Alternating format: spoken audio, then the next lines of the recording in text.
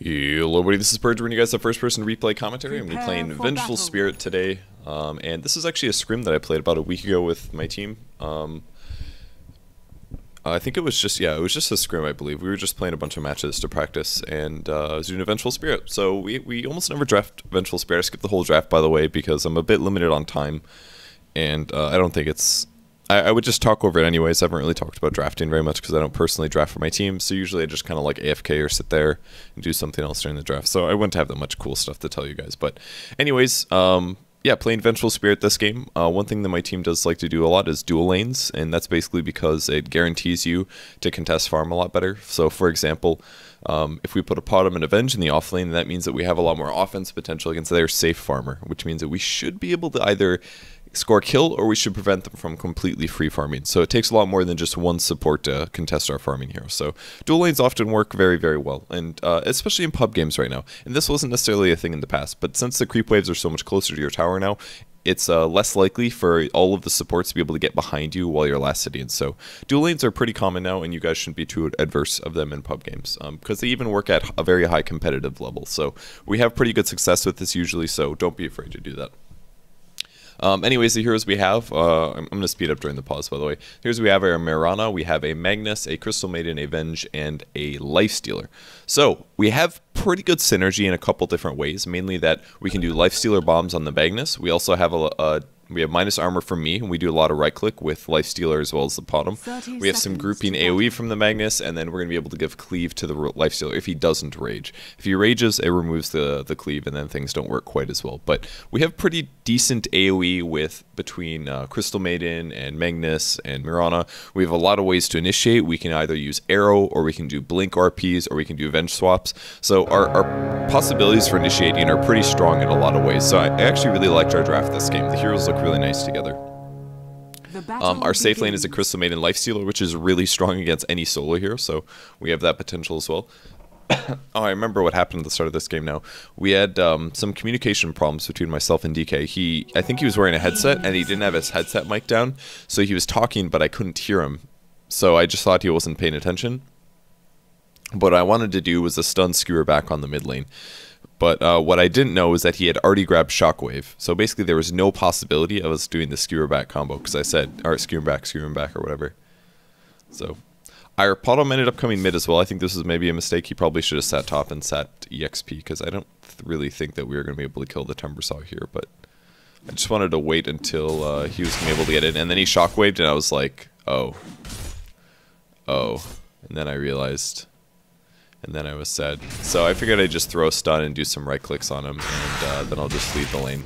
We weren't going to get a kill on him, and unfortunately I wasted kind of a lot of time doing that. So maybe a mistake. If I should have, I don't know. It was a lot of things. Communication problems. I should have checked his hero to see if he actually did have Shockwave or Skewer, and then we could have made a decision based on that. So maybe I could use the Invis Rune to go top and block camps or something. That might have been a better choice, but... Anyways, we don't have any observer wards on the top lane, so we have to be pretty careful. The obs, I believe, are on the bot lane. We do have sentries, which is a bit of a mistake. We should have put the sentries with them on the bot lane, and maybe taken the obs with us, or vice versa. But I don't remember if we had a swap last second or what, but I definitely shouldn't have kept the sentry wards, because there was a chance that our lanes would have been, our pull camps would have been blocked on the bot lane. On the bright side, I can't actually use the sentries to block offensively, and we are actually having the Crystal Maiden rotate here. The Lifestealer apparently is going to sit offensively against them, so... We don't know where their supports are right now. They could be anywhere. They're apparently smoked. They're actually gaining the mid lane, it looks like. And it looks like our mid is going to be okay. So now that we have 3 heroes here, especially Crystal Maiden, we should be able to get a kill. I want to check hero levels because that's really important. But Crystal Maiden's actually level 2. So she grabbed her aura at level 2. I don't completely agree with this.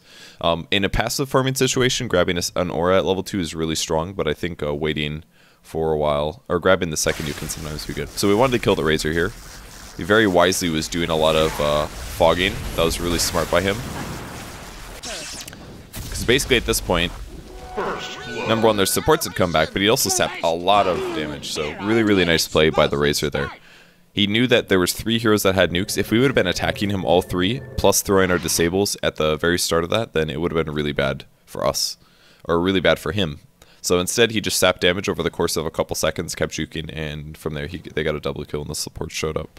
That would have been probably only 1 kill You know, it was pretty likely going to be a double kill even without that Alchemist stun, I think. So that was just pretty unfortunate for us. But Razor is actually kind of a scary hero. And we have damage, but it's not like a massive amount of damage. So since we were only level 1, we weren't able to handle that and things didn't go so hot. So that first blood is a pretty big loss for us.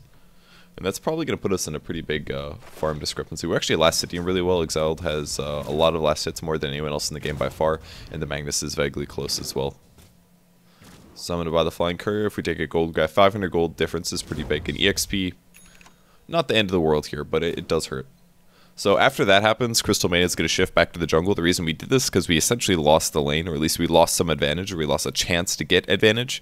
So we didn't want to bother contributing a third hero to that. Instead, we put the Crystal Maiden in the jungle. The Crystal Maiden can then pull in jungle very, very easily, and we don't lose as much as a result.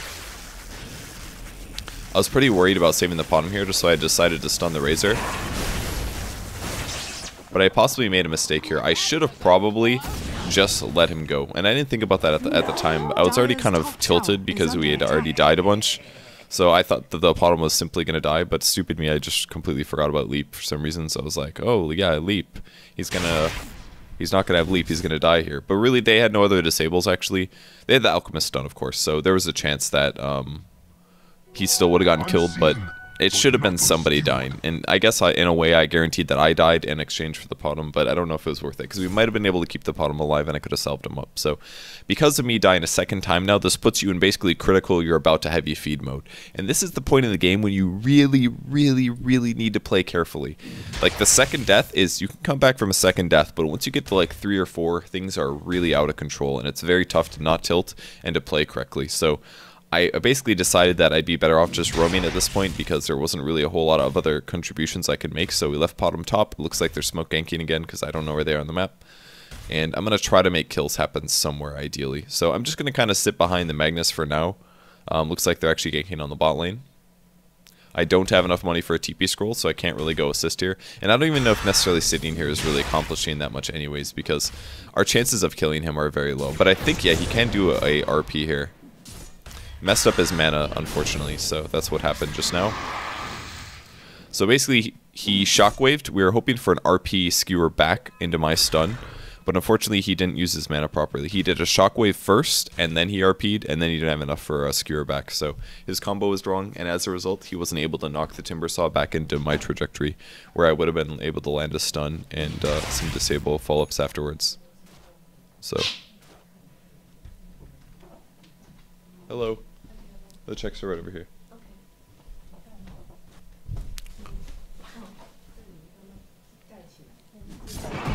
Damn it.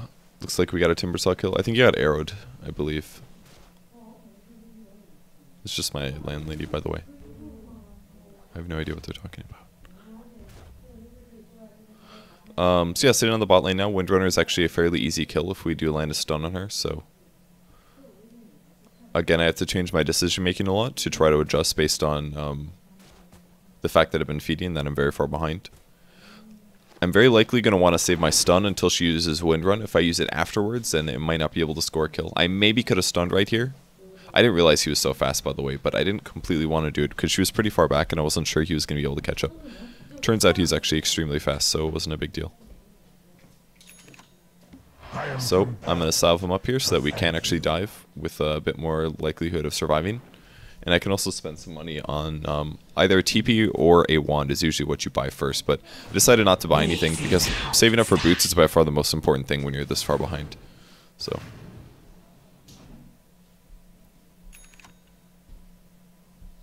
So for now, we can go do some pulling or something like that. If I do a pull, I should be able to get up to boots gold. And again, boots gold is pretty important. Also, there's some creeps dying over here that I could be getting last hits on. I didn't think he was going to go to the jungle right here, which is why I went to go pull. But if I would have known that, I would have just sat in the lane and got a little bit more EXP. EXP is very precious when you're behind as well. Like, every extra level is going to make a big difference. Like, I'm about to hit level 4. It'll increase my wave of terror, so I'll do a bit more minus armor and slightly more HP removal damage.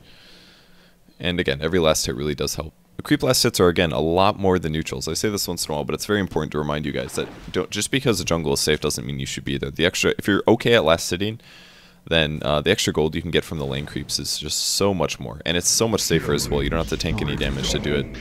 So Dire's top tower is under attack. So gold disadvantage is moderate right now. Not too bad. EXP disadvantage is a bit. Let's look at the levels. If I can find the button again. So our supports are a bit behind their supports. Not a huge amount, but a moderate amount. And our cores are mostly behind. We're about 2 levels behind on a couple major heroes. So it's not out of the realm of possibilities of coming back. That's for sure. So we could possibly try to set up a kill again. Looks like there's a DD bot.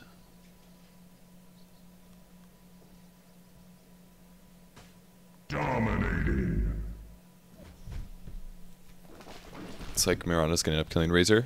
And then we find some supports.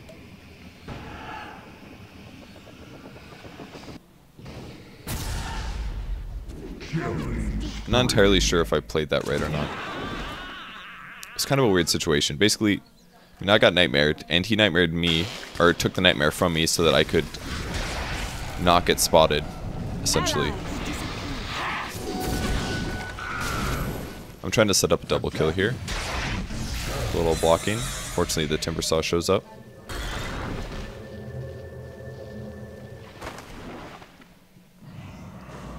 It was a mistake for me to break invis twice.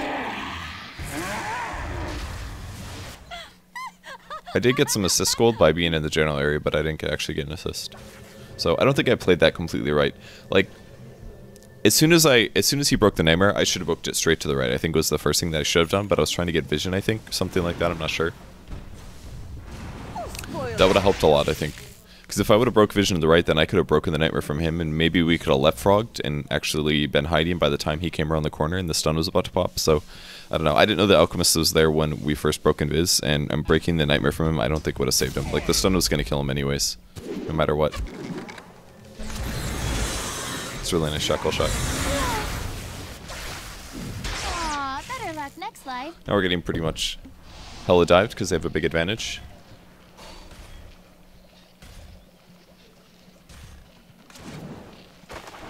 Radiant's bottom tower is under attack.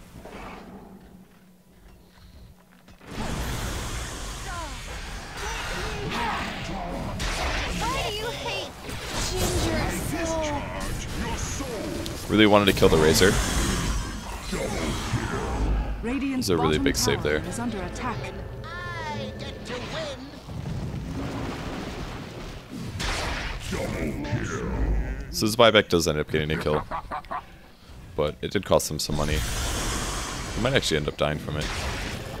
We're basically just getting outplayed right now. And then he ends up stunning himself. I was really lucky.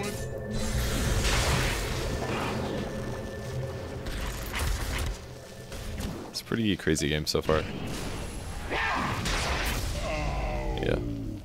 Alchemist is actually not that hard to kill as a support here as long as his ulti isn't up, so. Must be dreaming. We got Bane as well, so that's pretty good cleanup. I was looking to see if I could maybe swap somebody to the high ground or stun from the high ground to the low ground if needed, so just playing things safe.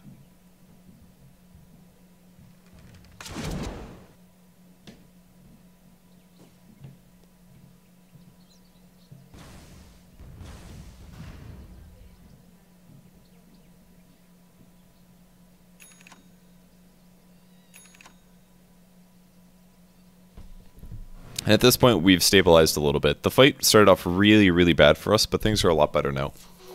Definitely a lot better.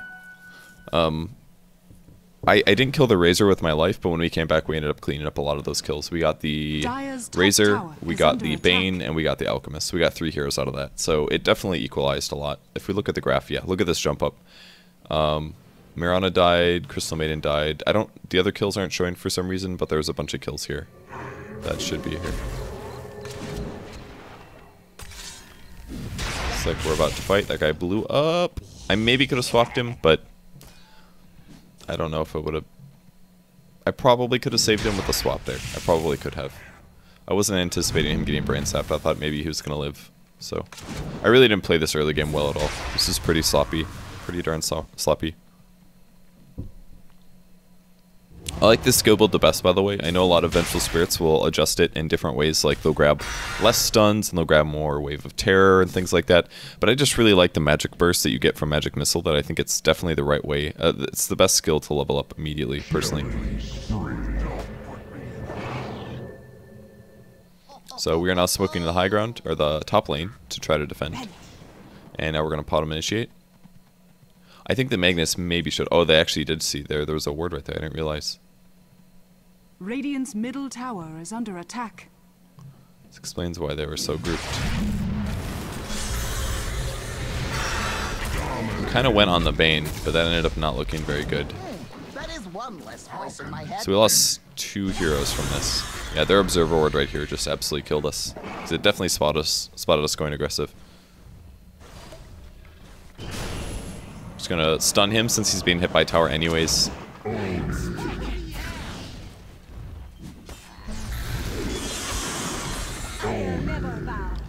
But yeah, their Observer Ward really helped a lot there. I didn't realize that's why they spotted us, but it was a nice ward. We should have anticipated that maybe.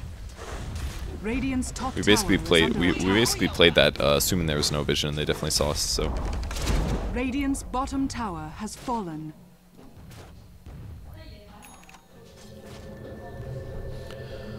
on the bright side, our Lifestealer's still farming pretty well. Let's look at some GPM and KDAs and things. This is all the KDAs. We have a 0-5 and 0 Crystal Maiden, and I'm a 0-5 and 4 Vengeful Spirits. So we're a bit behind. Our net worth is basically nothing. Very, very few items.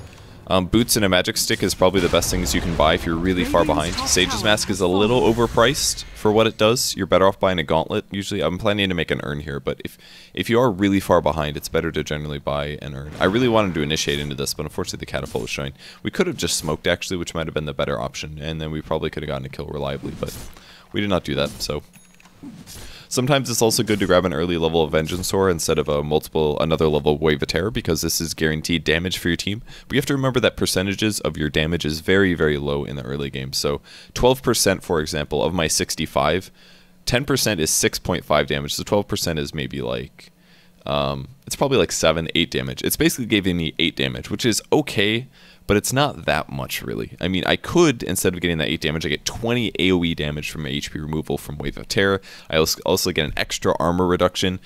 Like, arguably, on a me alone basis, the level of Vengeance is not really that worth it. It's nice when we're in a team fight or we're ganking and I'm with, like, Lifestealer or other heroes, but me solo, it's not really that amazing. So.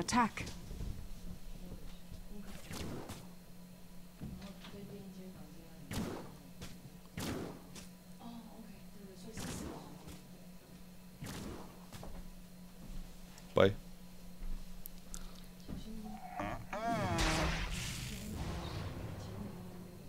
At this point, we're kind of just looking for a kill here, and we want to just blow up the Razor as fast as possible. We do end up getting the kill. We lose Crystal Maiden as a result. I should have wanded immediately after this fight, though, to get my mana pool up. There he was. I was able to get him with the stun, but unfortunately... Unstoppable double kill. I think my positioning could have been a bit better there. It was a little sloppy by me. We're invisible right now. We got a bunch of heroes dead. Not everybody's here, so we gotta leave. I think the initiation was okay. He was frostbite right away, so I didn't necessarily want to stun immediately. I think waiting a bit was fine. But at least we killed the Razor. We got the Razor killed, and we lost 2, which is not a good trade, but it's not the worst trade ever. They're at a really big EXP advantage, and the EXP advantage is, alright, the gold advantage is very, very high as well. This game is not very close at this point, so... We do have a couple salvations, though. The first one is that they have worse late game than us. Alchemist is playing support, so their carry is basically a Razor, and then they had an offlane Windrunner, and they had a mid Timbersaw. So their offlane and their mid hero don't really have carry potential, just because of the heroes that they are. So that's pretty convenient for us, that we have less to worry about in the late game. But even still, we gotta get there. That's the problem.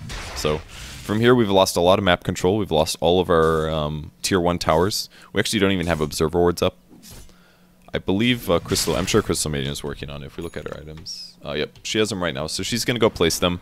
I've also got my urn finish, so I have my first major-ish item as a support finish. This means if we do team fight and somebody survives and we do get urn charges, I'm going to be able to at least heal up people that are slightly out of combat. That's something that you should be looking to do constantly when you're playing a hard support like this and you don't have a whole lot of contribution. Like, I shouldn't stand around auto-attacking. My goals are to swap somebody that's out of position, whether enemy or ally, throw stun on somebody that's being focused to try to burst them down, and drop Wave of Terror. And other than that, I'm running away and trying to still contribute or back out and contribute, something like that. It's really important that you do that.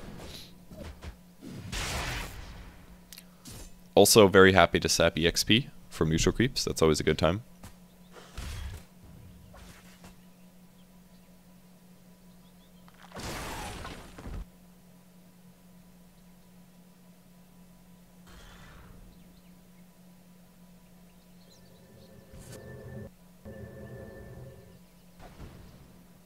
Fortunately for us, we're getting a bit dewarded, so losing a ward there is actually pretty big because they're very likely to just camp a lot in our jungle right now since we're so far behind. It's a very easy way for them to still be aggressive and possibly get kills, and then with those kills push from it. So losing that observer ward vision is a huge deal.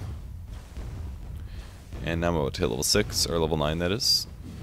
And again, I usually just like maxing out Wave of Terror. I don't necessarily think this is right at this point, because at least one level of Vengeance Aura is usually pretty good at this point, because I'm giving about, we'll say Lifestealer hits for 100 right now if we take a look at him. Yeah, he hits for a little bit more than 100, so I'd be giving him like 15 damage at the moment, something like that, which is okay. It's okay damage. I do have a TP scroll, by the way, so even though I am farming over here, I'm going to be able to contribute, and I TP to the high ground. I might have shown here, I'm not quite sure. It looks like we'll be able to go on the Alchemist anyways. I think I actually missed my Wave of Terror. Really want to make sure we kill the Alchemist, which we do. Oh, no, now what?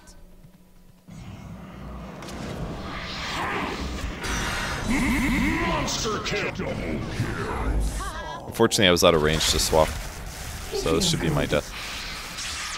We got, I think, 2 heroes, including the Alchemist. We lost 4. It's really bad. Is that a buyback as well? Buyback from Alchemist. Middle tower is under attack. That was a nice arrow. So we ended up getting 3 out of it. Much better. Is empty. My arrow pierces the But we lost Lifestealer, we lost Venge, we lost Magnus, we lost Crystal Maiden, I think. Pretty sure Crystal Maiden died at least. It's very likely we'll lose the tier 2 tower. You could basically say that we're extremely far behind at this point. It's not unwinnable, but we're extremely far behind. Once you get to the 10k gold mark, it's a very, very difficult to come back. Like, the amount that we threw just to try to kill Alchemist was huge. Radiant structures are fortified. If we can kill that guy, that'll help a lot. Alright, that helps. I can also go for a swap now. I've got a level 2. Radiant's top tower I is really under wish attack. they would have stayed, because I could have been able to swap somebody in.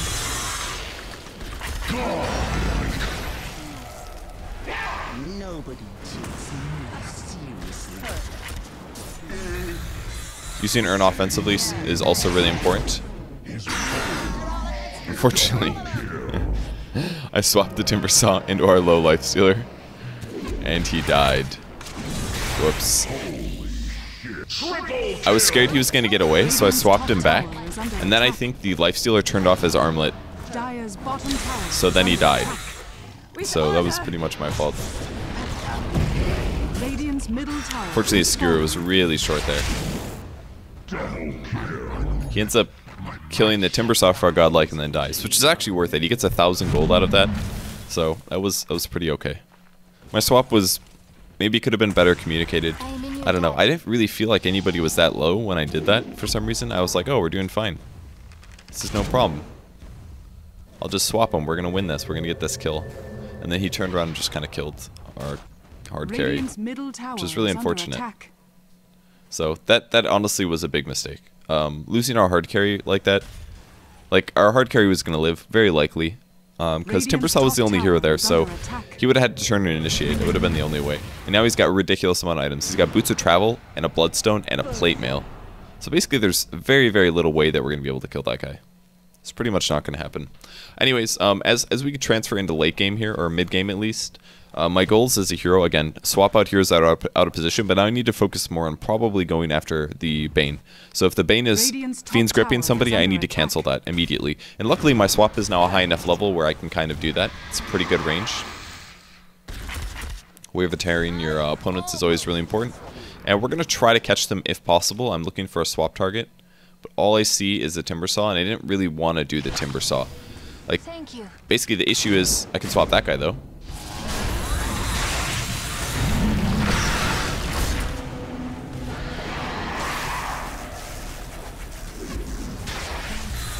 Radiant's bottom tower is under Swapping a attack. Windrunner is okay. And we end up getting a Razor out of it as well.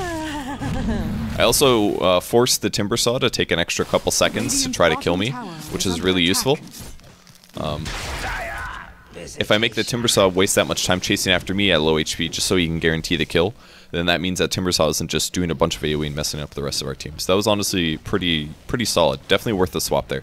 Again, I didn't want to swap the Timber Saw because Timber Saw is a pain in the butt to kill. If it was anybody else, I would have been happy to swap them. But you can't swap the tankiest, hardest to kill hero on their team and expect it to work. And that's it's a mistake that a lot of Vengeful Spirits make, is that, oh, there's a hero, I'm going to go on him because he's closest to us. But then I would have swapped the Timber Saw in, he would throw a full combo and do like 600 pure damage, and very likely we weren't going to be able to pick him off. Windrunner is low enough, or at least squishy enough, that we were able to take the kill, and that worked out okay. So my swap was good there, I think. Definitely worth it. So from here, I think we stabilized slightly. We got a favorable team fight for the first time in a long time. As you can see, favorable in that we jumped up a lot in EXP. I think I stunned a creep here, if you guys are curious. So we killed Windrunner, we killed Bane eventually, we killed Razor as well, and we lost myself, and I think that was it. I don't know if we lost the Crystal Maiden in that fight. I am not so sure. Another really cool thing about our support heroes, though, is that we don't really need that much farm to be useful and to contribute, whereas if you think about a Bane, or maybe even an Alchemist, their wards are really good this game, by the way. They were constantly having wards in places that I wasn't expecting, at least. But, their Bane and their Alchemist. Alchemist definitely needs a decent amount, not a lot of farm to be useful, but he needs items. Once he gets a medallion, he starts to peak off a bit, but a Black King Bar or a Blink Dagger is really useful, as I've shown you guys in some of the last couple days for videos. Bane as well would like to have more items than just having Fiend's Grip, but Venge, for example, you just swap and you stun and you're doing a great job, so you don't really need as many items, and Crystal Maiden is kind of similar. You can just use both of your nukes and run away. Is usually what you aim for. So yeah, I'm going for treads this game because we're really far behind and I need to try to catch up a bit. We're going to try to get a kill on the Timber Saw here, but we did notice their entire team coming for us, so actually staying top is not going to be the right decision. Then we noticed that Razor was coming for us. The reason I kind of stuck around is because I was a bit worried about my team. Arrow's going to hit on the whatever hero that is. Oh, that's a Windrunner. It's a really nice initiation there.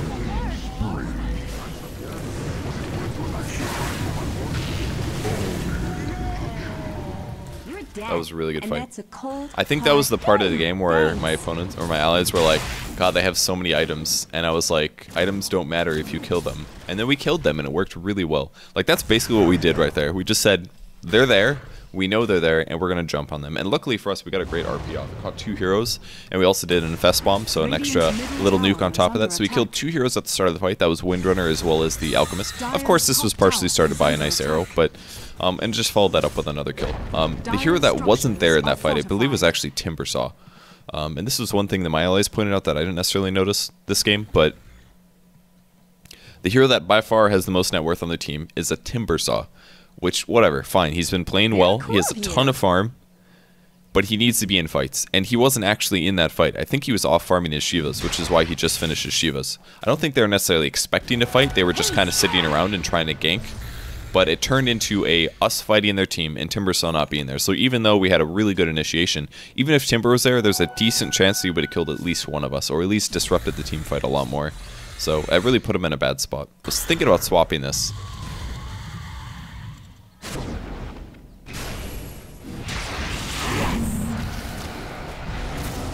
Really nice mech from them. And that should turn things. At this point, you need to run.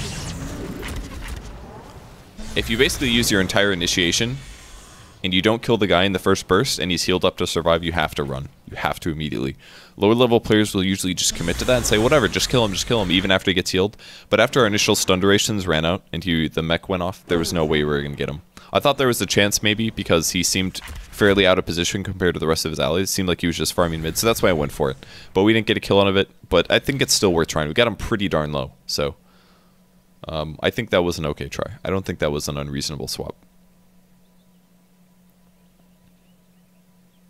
So now we'll go back into passive mode a little bit.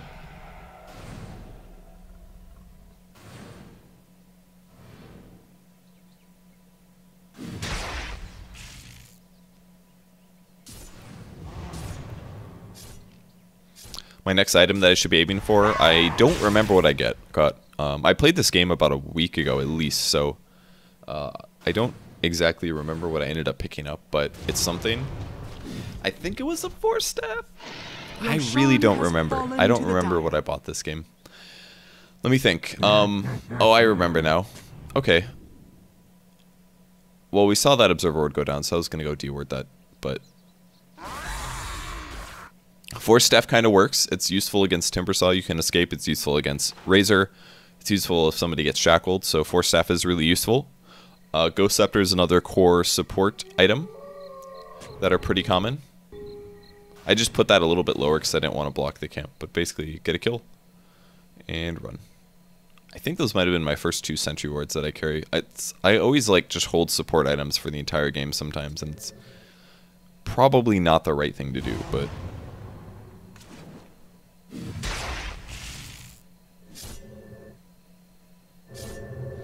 again, we see a little bit of the movement, so we can do an item check. We have an armlet and a basher. That's it on Lifestealer, which isn't very much farm. The Razor has a mech and an Aghanims. Their Windrunner has a blink and a 4-staff. There's a 4-staff on Bane. Alchemist is working for a BKB, and Timbersaw has a ridiculous amount of farm. The Bloodstone, Shivas, and Boots of Travel. So that is a lot of items. Their net worth is still way up there. We're starting to catch up a little bit. What does Marana have? Just I think we told him he's going Desolator. He wasn't quite sure what to do for a damage item, but Deso was really good against Timbersaw.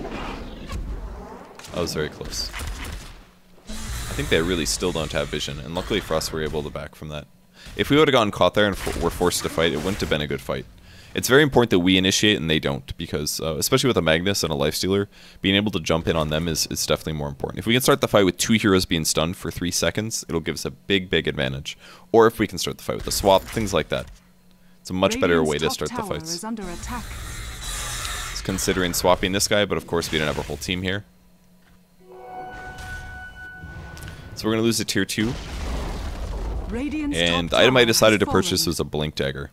This might confuse you a little bit, because Force is generally better, but the Blink gives me a lot of mobility that I'm lacking against their team. It also gives me the possibility of swapping an opponent and then immediately blinking to where they are. So it basically makes me more survivable in some ways. It kind of makes me similar to a Batrider. You're putting their position near your allies, and then you're also being there, so that you're not out of position after the swap. Because swap really does put you in a bad spot. It puts you in their spot, and they're in your spot. So, in most cases, you'll just die afterwards, especially if your opponents are really fast in the reaction times. It's not a lot of times that you're going to be able to walk back to your allies, in most cases. So, this point kind of felt like going in. We had to wait for Lifestealer to get here, though. If we started a fight when our whole team wasn't here, we could definitely lose it. So now we're looking for an entry. The mistake I made is that I forgot that Razor actually had an Aegis. And Razor does have an Aegis, as you guys can see. It's reclaimed in 3 seconds, so I think he decided to infest on me this game, or this fight. I wasn't completely sure why. I think the idea was that I would swap, he would come out of infest and start the team fight in melee range.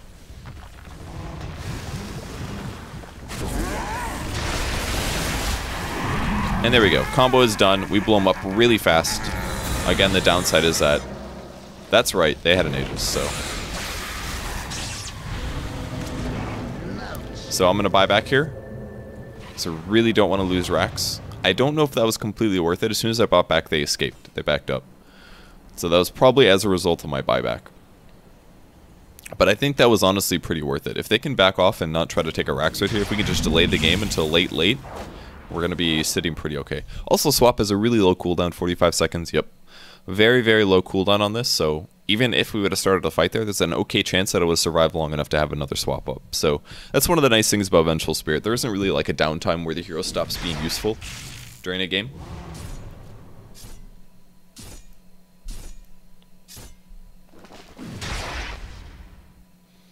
Mud golems, man. This also heavily delays my my blink dagger, which is something to be concerned about. So after I bought back, I felt like it was a waste because we didn't get kills from it. This was really greedy for me. Really, really greedy. Super, super greedy. I knew that they were in the mid lane because we saw them, and I decided to stay in the jungle, and the thought was, oh, they won't come into the jungle, it's going to be fine. But any smart player is going to shift through the jungle and try to pick people up. So despite our nice defenses up until this point, we basically just threw this away by me being in the jungle and Crystal Maiden also dying from it. And we really shouldn't have died from either. Huge mistake. So now we can't initiate with me. We basically have to rely on the rest of the teams to do something, and we're definitely going to lose the mid tower. On the bright side, we do a lot of damage to Razor, especially with the Desolator. Really nice save from him, though. That was really good. All that God used was precious beyond all measure.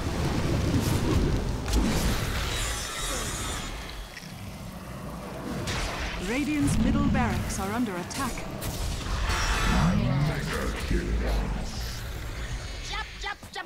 Still not alive for 10 seconds. Radiant's middle barracks are under attack. It's a really nice arrow. The Starfall landing on Alchemist is also really, really useful. I could have let that TP finish, I think. Radiant's middle barracks. I realized that I wasn't going to be able to catch up to the Timber Saw, and the most important thing we could do is defend the mid lane. So, off to the mid lane I go.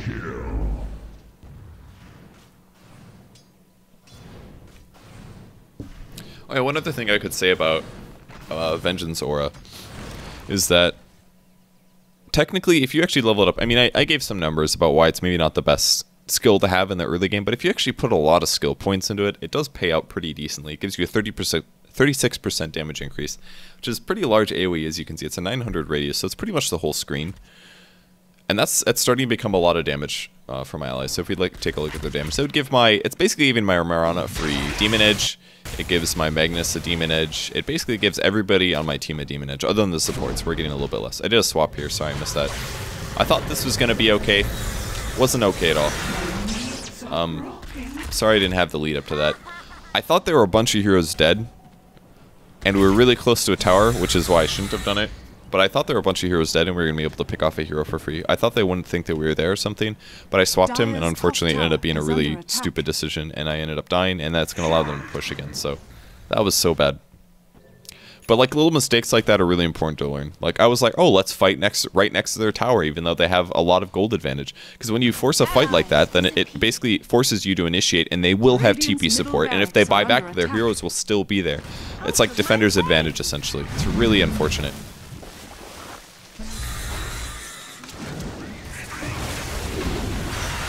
It's going to be a dead Marana. Huge RP, though.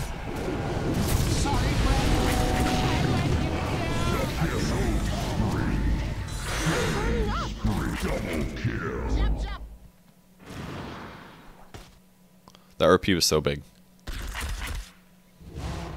Such a big RP. You got all 5. I think the only mistake that was made there, I think Exiled on the lifesteal, he ended up using Rage, and it stopped it removed his Empower, basically. So the Empower stopped cleaving. So it looked like they were going to die in like 2 seconds, but then the cleave stopped happening. And the CM ulti came down, which helped a lot, but then the mech healed them up a bit, and it was a little harder to get kills. But we only lost CM, and we got 3 heroes, and we defended Arax, despite my big mistake. So basically they saved me from throwing the game right there. Because in a normal situation, if I die like that on the mid lane, and all of a sudden they just push mid and Rax, it's not unusual for them to take a Rax advantage from that. But we've been barely defending, basically, as a result of nice plays. So it was very, very close there.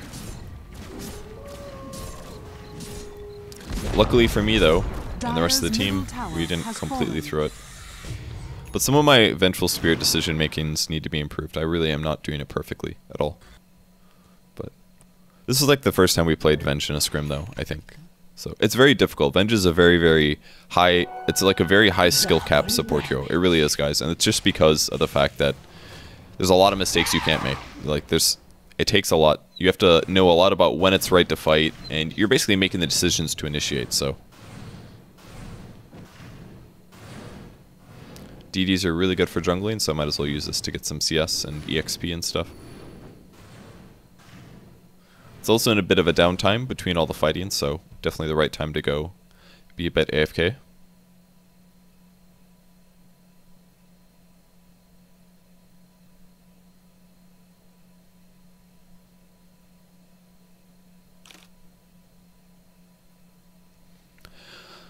I haven't talked about eggs at all this game, but I can. It's actually a pretty good eggs. The difference is that you get a 10-second cooldown instead of 45 seconds. You can basically use that multiple times during a team fight. It's actually pretty useful. One really cool way that you can do with Potom is you can swap people into the arrows. If you haven't seen that before, it's a little hard to set up, and it's not really that useful because the Potom would have to stand very far away. Excuse me. But if you actually have an Aghanim Scepter or a level 16 ulti, it's a really good way to initiate. So we're gonna go look for kills now. The waves are fairly pushed out, so we're gonna 5-man smoke and look for some support heroes or some heroes at all. Looks like we might catch the Timbersaw. I think they do end up. Yeah, I think we just saw them and they broke our smoke, so we were like, crap, they saw us. And so we went to fight. We actually found 2 other heroes who we killed immediately.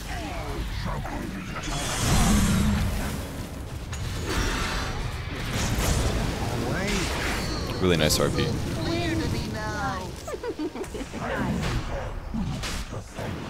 Just what are you hiding, I just wanted to put him in the fight here to try to guarantee we get the kill.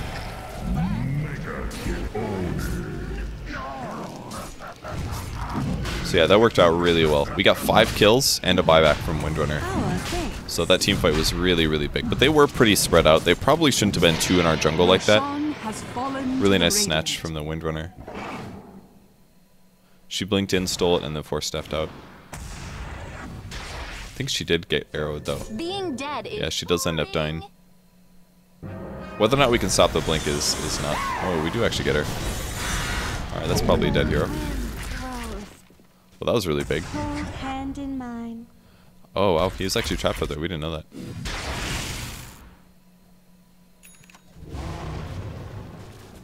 Fight was really good for us. We really played it well. My pet thanks you.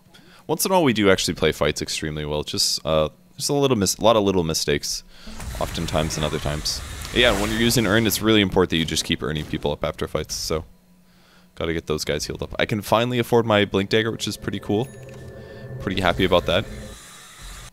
One of the really nice things about never losing a fight up until this point, or well, that's not true, but not losing a Rax up until this point, it's like when we really needed our fights to count, we really were able to get it done. And even though we didn't get a tactical advantage out of the fight, well, we did get Roshan. We killed Roshan. We were supposed to get an Aegis. They denied it, but we did kill them back for it, so it was bad, but not the worst case scenario. But we basically got a huge team fight win, which is going to swing the graph massively. I'll show that in a second. Huge team fight win. We got Roshan gold, and basically the gold should be even up a lot now. We didn't get a tower. We didn't get... Oh my gosh. We didn't get a tower, and we didn't get a Rex, but that is pretty darn good. And that is basically the difference in the comeback. And this is where we're starting to outcarry them a bit. I believe their carry Razor, the only advance he's made in like 10-15 minutes has been a Black King bar. That's it. And that's very, very little survivability difference. And it's largely to the fact that we actually have really good minus armor stack now. If you add a Desolator to a Wave of Terror, I think we're getting initiated on here. Blink Dagger ended up being really useful. If I didn't blink there, I would have died. Very likely. So we broke their initiation. We should be able to counter-initiate now. Kill Alchemist right at the start. And again, more minus armor. Yeah, Razor just gets blown up. If you guys are wondering why I was sitting back there, I was just waiting to see a Fiend's Grip, basically. The guy died so fast. Does he have a crit? I really don't know why that guy died so fast, but something hit him for an insane amount of damage. It must have been all the minus armor, but holy crap, that guy died. And now we're just consistently winning team fights 5-0. And it's because we're hitting late game and we have Vengeance Aura. and we have a lot of minus armor. Yeah, honestly, the weakness to Razor in the late game is minus armor, by far. I think it's his biggest weakness. On Razor, you buy a lot of items like eggs, or you get a mech, things like that are okay on survivability, but they're not massive. Yeah, Razor's armor is actually not that high, and you never really buy agility items on him, so his armor doesn't really scale super well, despite him intending to be a really tanky hero. So physical damage burst is by far the best way to kill the guy. So the best way to kill him, just get a Desolator. If you're a range carry especially, get a Desolator and a little bit other minus armor, and Razor blows up really fast, which is actually what's been happening. Razor can't survive team fights anymore. Even if he was magic immune, he would still die a lot to right clicks, as since Wave of Terror ends up going through magic immunity, the minus armor still applies. So we're doing minus 11 armor to him if we end up getting an AC at any point, which we actually already have. Lifestealer has an AC. So we have all this minus armor. We have a Deso, we have a Wave of Terror, so that's 7 plus 5 is 13, 12? 12? Is this 7 or 6? It's only 5 actually, so that's 12 plus 5. We have minus 17 armor, basically. That's a lot of minus armor on one guy. We're kind of hoping he would stun himself, and he does actually end up stunning himself. Again, I'm just looking to do my duties as a Vengeful Spirit, and immediately I'm able to stop the Fiend's Grip. Now things are really starting to come together well. Blow you a kiss. Shadows, take us. Power, thanks. Oh, he actually used the cheese there. I forgot about that.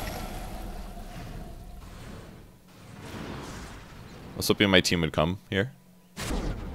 Did the full range swap. Radiant's bottom tower is under attack. And now that he got his ulti off, it's pretty unlikely that I was going to get a kill. I worked so hard for this. Worked so hard, guys. Radiant's bottom tower is under attack. And it's kind of fun doing this much damage, honestly. The treads on Venge is really nice, because your damage scales well because of Vengeance Aura, so if you get treads, it really does give you decent DPS. Like, I can actually pose a bit of a problem towards the Alchemist. But I thought my team would cover me there. They're actually off killing all the other heroes, so maybe I made the wrong decision by going there, but top barracks has fallen. Dire's top barracks has fallen. now we finally take a second Rex, so really solid for us. Of course, Urn continues to do work, but we're going to retreat. Salen's going to go back to farm the bot lane. We maybe could have kept... Actually, we couldn't really keep pushing. They had quite a few heroes up, and they still had a tier 2 bottom, so there was basically no chance that we would have taken bot Rex.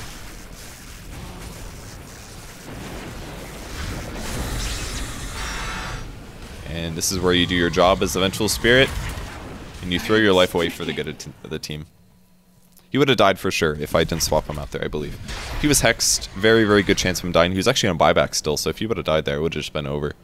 So I had to swap there. I absolutely had to. I actually tried to do a swap blink, but it didn't work, if you guys are wondering. I know that I did that at the time. And that's the cool thing about blink. If they didn't, I think they had the chakram on top of him, so as soon as I swapped, I was instantly taking damage. It's considering buying back here in case they ended up going and pushing the high ground. I actually have enough gold for a 4-staff, so if they do try to push and a fight's going to start, I'll buy back. But otherwise, I'll save it. So, just going to wait to see what they're doing. He just sold something that cost 5,000 gold. I think it was a BKB, actually. I think he bought a BKB and then he changed his mind if he wanted a BKB or not. Something like that. The Infested Crystal Maiden, guys. Really good strat. So you run in with the Crystal Maiden, and they're like, oh, it's a Crystal Maiden. It's the easiest kill I've ever seen. And then the Lifestealer pops out and kills everybody. It's a really cool strat.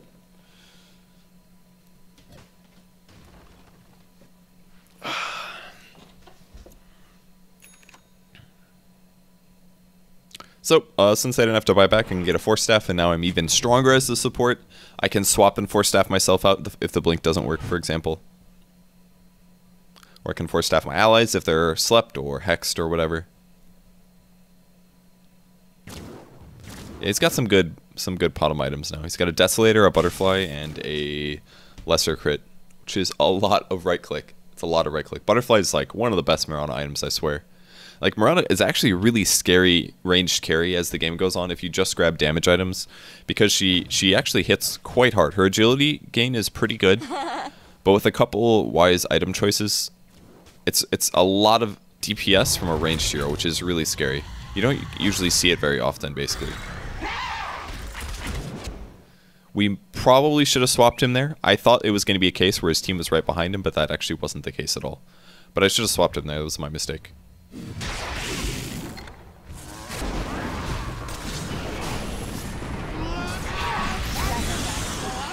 Swapping the Alchemist is maybe not the right choice either.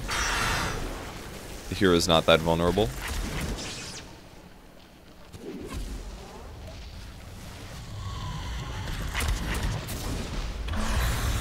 Dire's middle tower is under Yeah, attack. that was not a good fight. That was not a good fight. Definitely a bit of throw in that one. God, that was close. Him not dying there was really big. I don't know what's his buyback status. He actually did not have buyback. If he would have died there, they probably would Rax for sure, I dare say. Man, number one, horrible fight. Like, I shouldn't have swapped the Alchemist. I should have gone to somebody more important, like Razor or somebody. Again, if I kill Razor, that's like most of their farm. At least a large percentage of it. Timbersaw alone can be kited, for example. So, but yeah, this is where the double Rex really helps out. Instead of them being able to push and take a tactical advantage, whether that's a Roshan or a Rex, they actually just have to go back and save their towers and push out the other lanes. So, it's really why taking Rex helps so much. It's now one-shotting range creeps. And Lifestealer killed Alchemist for free, which is pretty nice.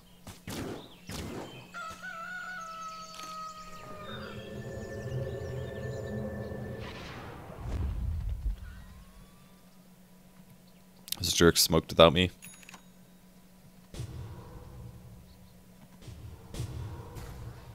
Team Blink. We're just going to push bot lane, so we're fine wasting our abilities. They are smoked, by the way, if you can tell by them not being on the map. We weren't completely sure about this. Dire's bottom tower is under In fact, attack. I'm very scared for Mirana right now. And there we are, we found them. Unfortunately, I swapped him out immediately upon the RP being used, so... Triple kill! Unstoppable ultra We cleaned up a bit.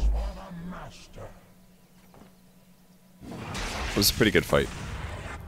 It's a good example of RP being useful. Whenever somebody jumps on like your hard carry like that, they're always going to clump, especially if they sense that he's out of position or in a bad spot. So basically the RP was going to wreck them. More or less. It's very difficult to adjust your positioning so you don't get counter-initiated on like that, but they weren't able to do it properly and it didn't go well for them. So Dire's structures are fortified. So we do end up taking this late enough and we do end up winning the game. It was not easy though. The middle Rax defense were super clutch by my teammates. The defense top were also pretty useful as well. We got, I mean, if we would have lost to Rax, it would have completely changed the game. Because if we lost to Rax, it would have meant that our tactical decision making would have been extremely hampered instead. And that didn't end up happening. We were able to just basically win fights, keep the Rax up, and wait until our late game kicked in. So we honestly were really low morale in the early game. Because we were like, well, we're going to lose this game. We're really far behind. We kept losing fights. It kept outplaying us a little bit. But luckily we stuck together and we just kind of ended up killing them a lot, and then the team fight started going really well. So try not to get too discouraged in most games. It really does help a lot to keep your morale up. So that's it for a Vengeful Spirit game. Again, I didn't play that well at all, but I think it demonstrated tons of good properties about how to play the hero correctly. And yeah, I think that's about it. Thanks for watching. Right guys. All right, see you later. Bye.